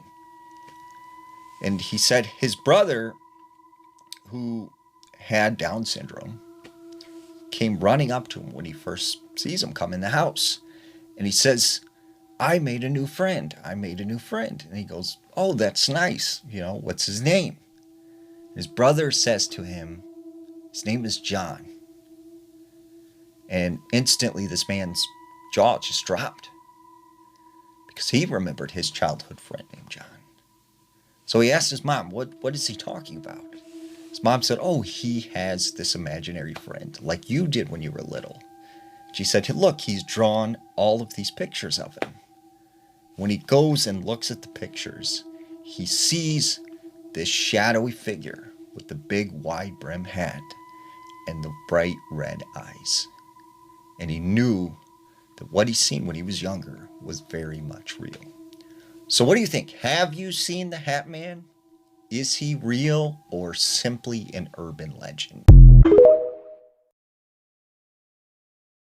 have to understand that when you go into the Appalachian Mountains, you are entering into another realm. And there is a set of unspoken rules that you must follow. Rule number 1, if you hear something calling your name, right, you didn't. There is nothing there. And you should not respond. Do not say hello. Do not say, who is it? Just run away. Because something is trying to gain permission. And by you acknowledging it, you are allowing it to come after you. If you hear screams in the mountains, right, you didn't. And do not go towards the direction of the screams to try and help. Because once again, something is trying to lure you.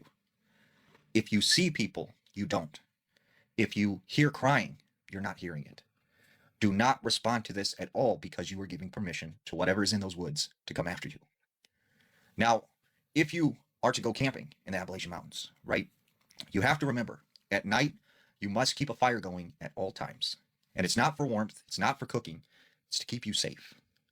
And if you are going to camp in a tent, make sure when you go into that tent, it is sealed up.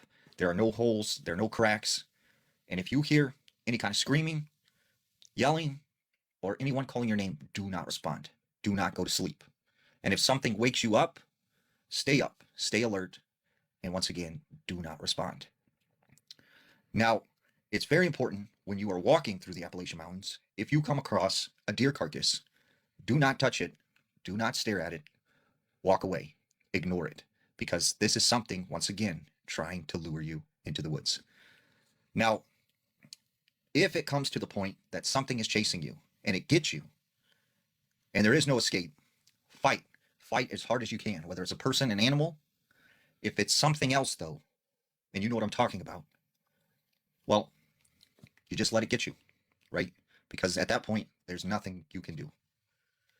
And there's an old saying, you go into the Appalachian Mountains with 2 bullets, right? You fire the first one at something that isn't a person, that isn't an animal, and if it doesn't run away, you know what to do with the second one. One day, a couple, Matthew and Stacy, they go to explore a very old abandoned asylum. And while they are inside the asylum exploring, Matthew loses sight of Stacy for a little while, and all of a sudden he hears her screaming. And she screams, I am not crazy. Please someone help me. I don't belong here. And Matthew thinks that Stacy is messing around with him. She's like playing a prank or playing a joke with him. And when he goes check to see what is going on, he sees something completely out of this world. So Matthew and Stacy live in a small town in New England, and if you know anything about New England, is the oldest part of the country, and they have many old buildings, old cemeteries, and a lot of history.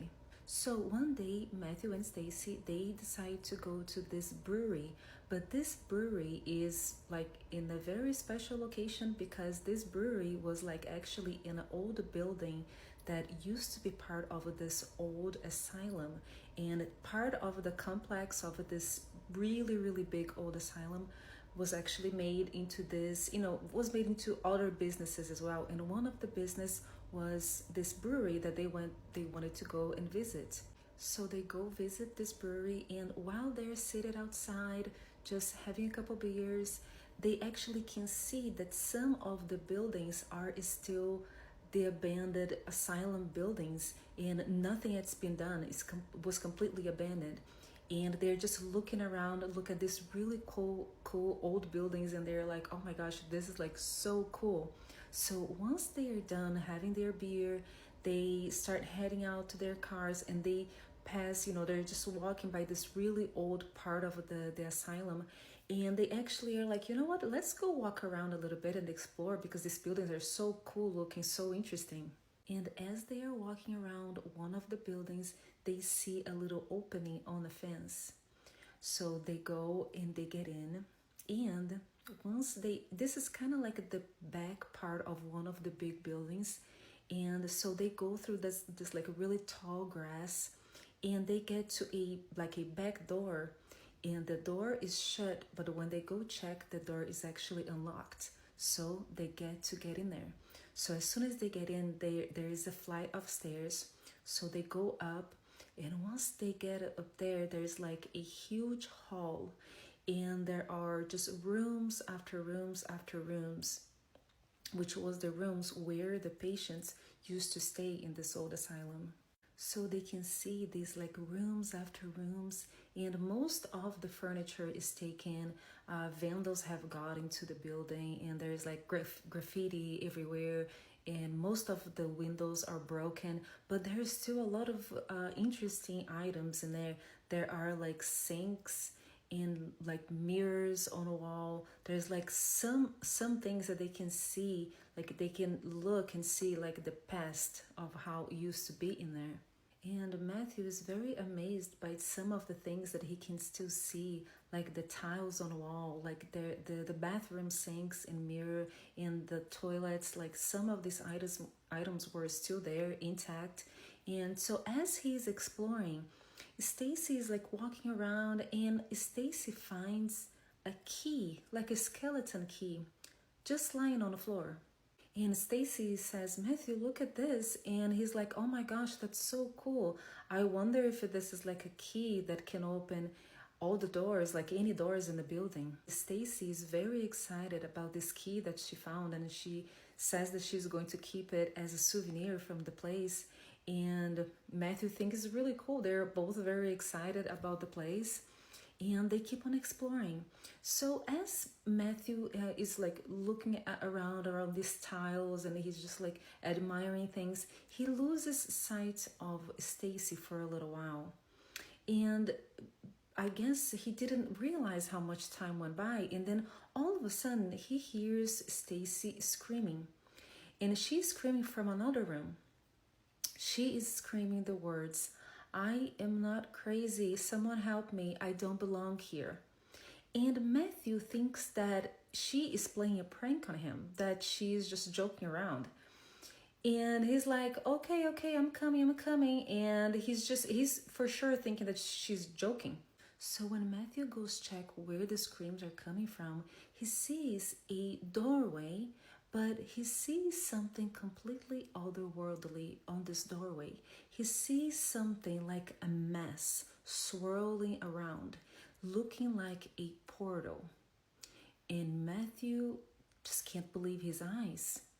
Now, let's go back to Stacy's point of view of the story.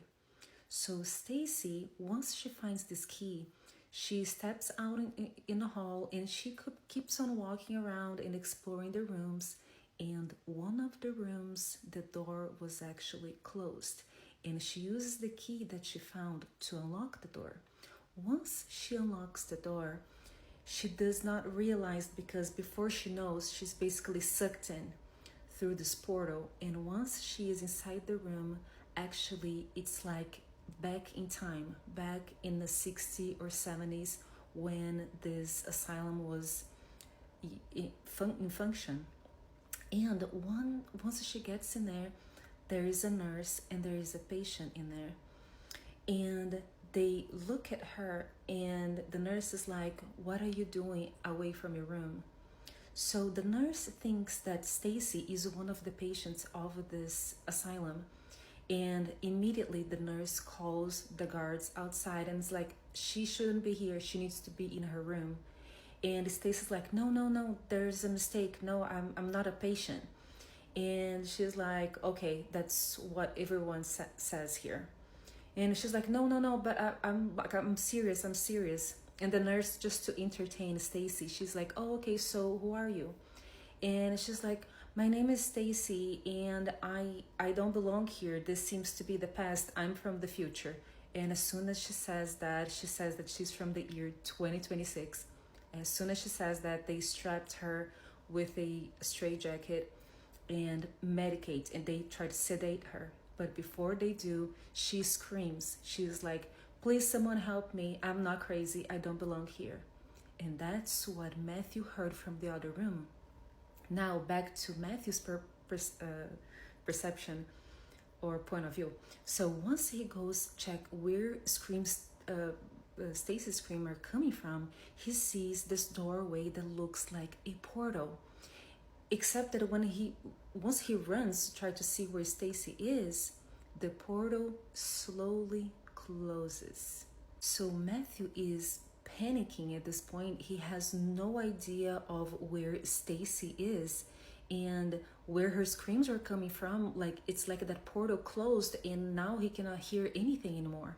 So he looks around and he cannot find Stacy anywhere. So he completely panics. He calls the police. The police comes. They search the building. No one is ever able to find Stacy again.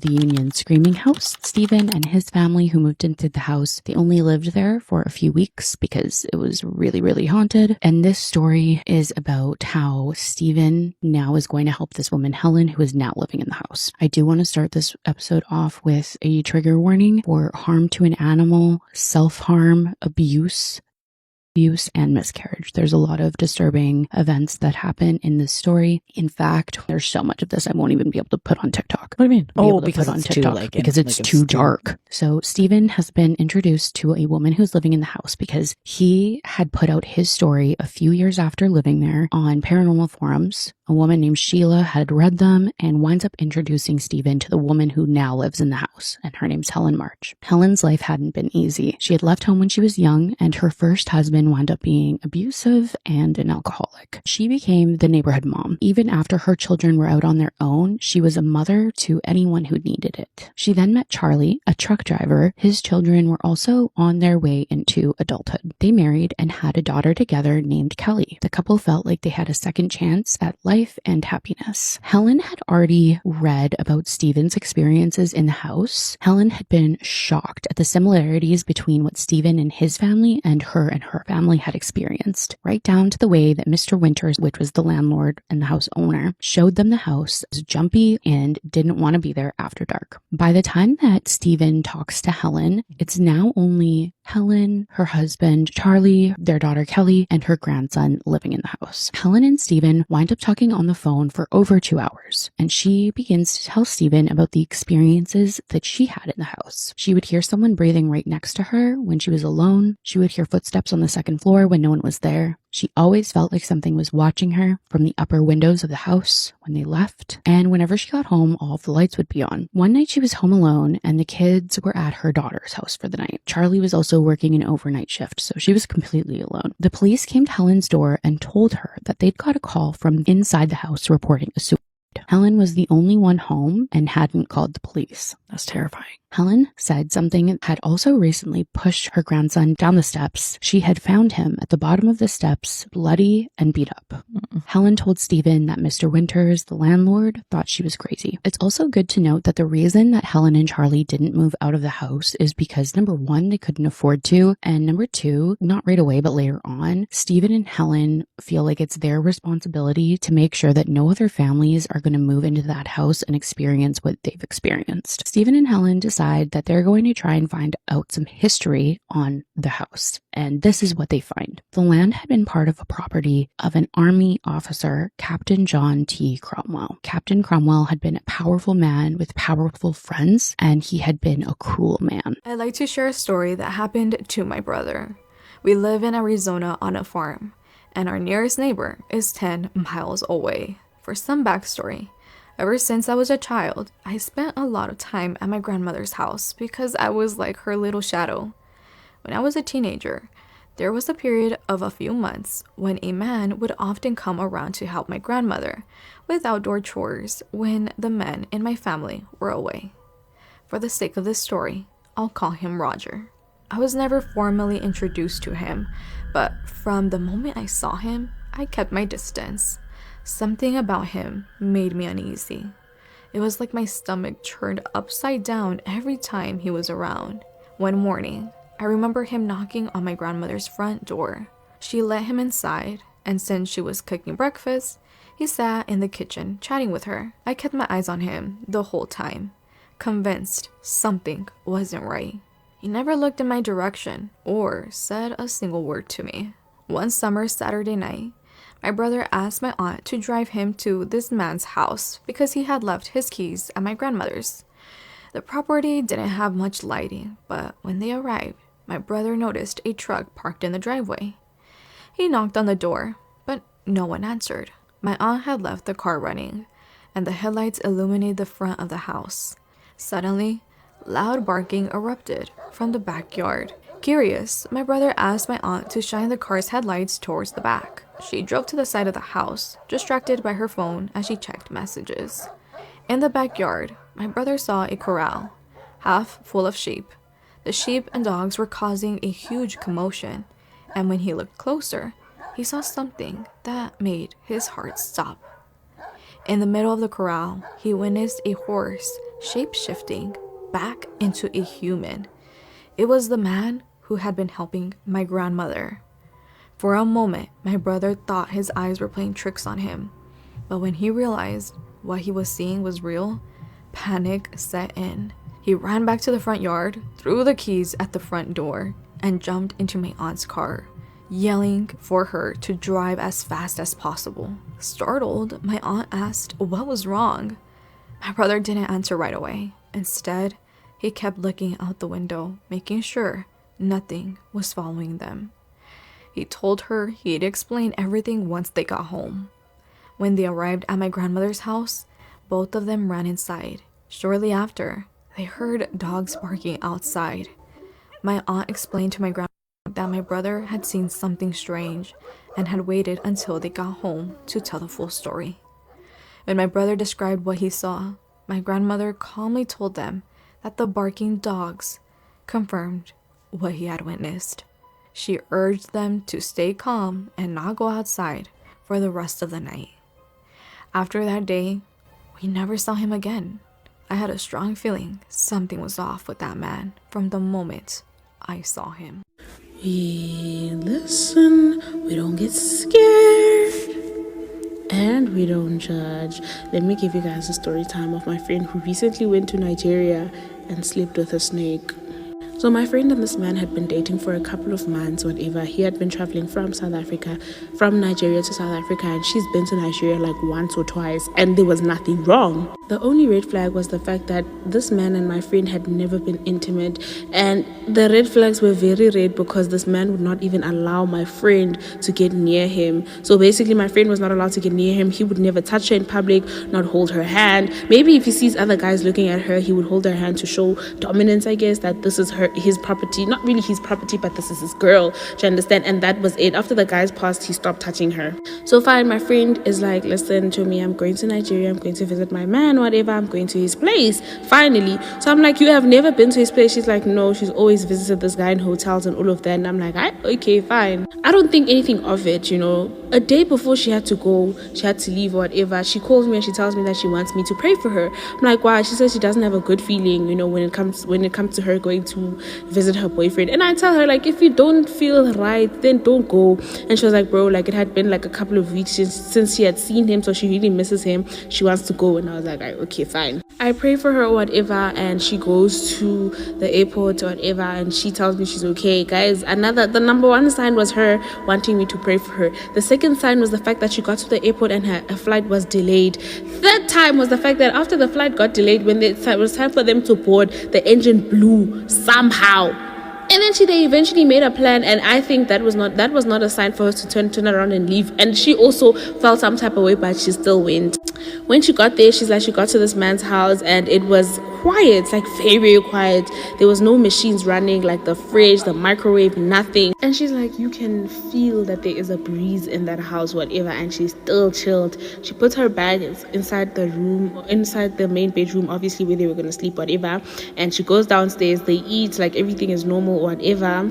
And after that, they watch TV or whatever, and the guy still refused for the girls to touch him. Fine, my friend is like, it's time for them to go to sleep. I think it's 9 p.m. at this point. She's like, they start cuddling. As they start cuddling, whatever, the guy is like rubbing her so that she falls asleep, and then the guy starts to kiss her, and she's like, they start kissing, and then as they kiss, she's like, somehow the guy disappeared.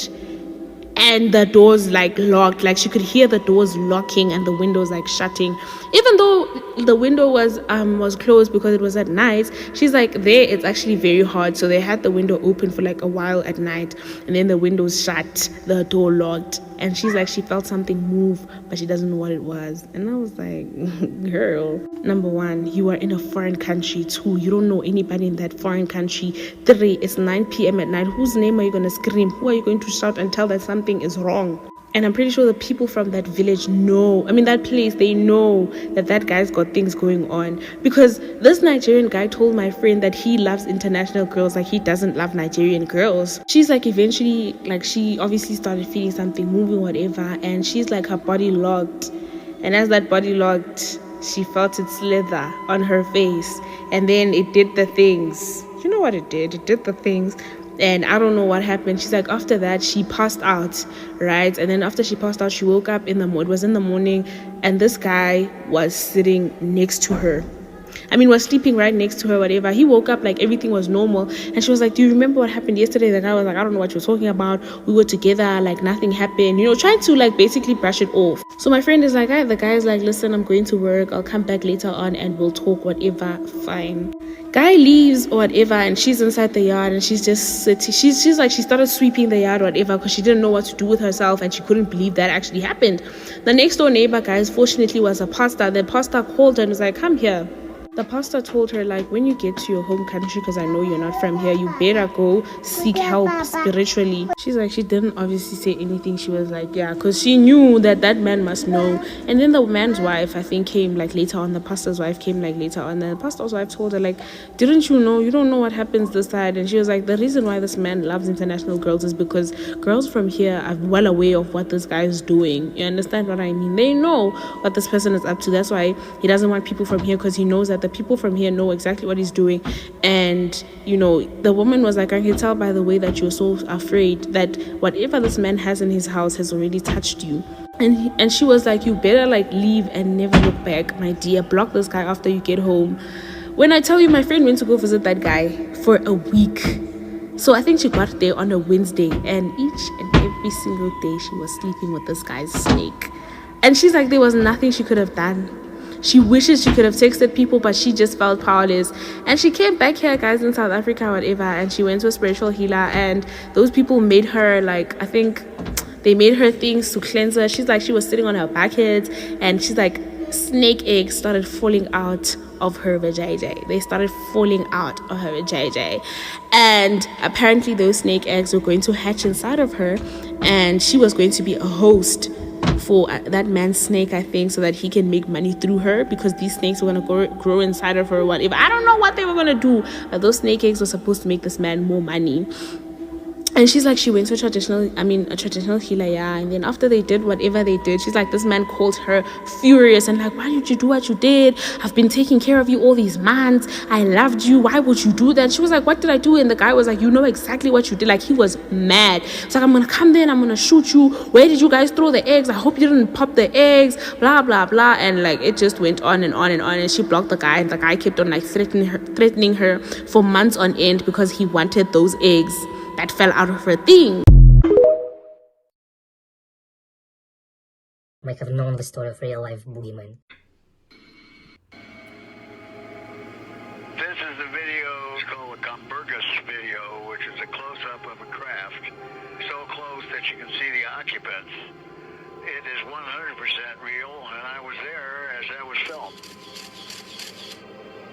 The whole footage has been analyzed for a more scientific work for 2.5 weeks, frame by frame, pixel by pixel, and this is 100% genuine. You can feel the being's energy. You can feel their intention and their attention.